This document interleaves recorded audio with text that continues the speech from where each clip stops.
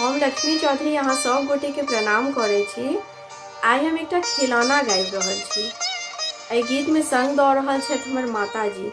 गीत नीक लागत तो चैनल के सब्सक्राइब करब और बेल बटन के जरूर प्रेस कर लेब ताकि जतेक तरह गीत अपलोड हेतै ओहि सबटा गीत के नोटिफिकेशन अहाँ सब गोटे लग पहुँच जायत। धन्यवाद। अंगना में घूमी ननदो बोलै टनक बोल, अंगना में घूमी ननदो बोलै टनक बोल।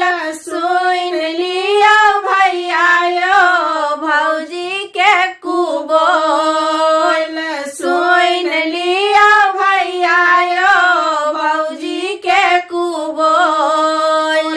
अंगना में घूमी ननदो बोलै टनक बोल, अंगना में घूमी ननदो बोलै टनक बोल। सुन लिया भैया यो भौजी के कुबोल, सुन लिया भैया यो भौजी के कुबोल। भैया कहै छथि गहना गढ़ायब, भौजी कहै छथि भोरे विदा कऽ देब। भैया कहलखिन अंगना गढ़ायब, भौजी कहै छथि भोरे विदा कऽ देब। भौजी के बोली जेना लागै कब कब ओल, भौजी के बोली जेना लागै कब कब ओल। सुन लिया भैया यो भौजी के कुबोल, सुन लिया भैया यो भौजी के कुबोल। अंगना में घूमी ननदो बोलै टनक बोल, अंगना में घूमी ननदो बोलै टनक बोल। सुन लिया भैया यो भौजी के कुबोल, सुन लिया भैया यो भौजी के कुबोल।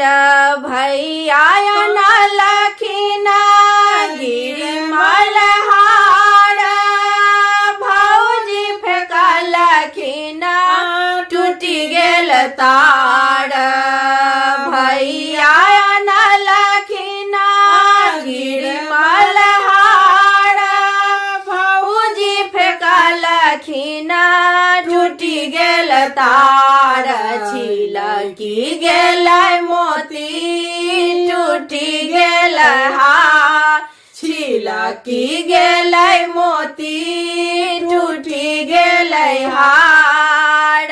सुन कोना पहिरब भैया यो गिरमल हार, कोना पहिरब भैया यो गिरमल हार। अंगना में घूमी ननदो बोलै टनक बोल, अंगना में घूमी ननदो बोलै टनक बोल।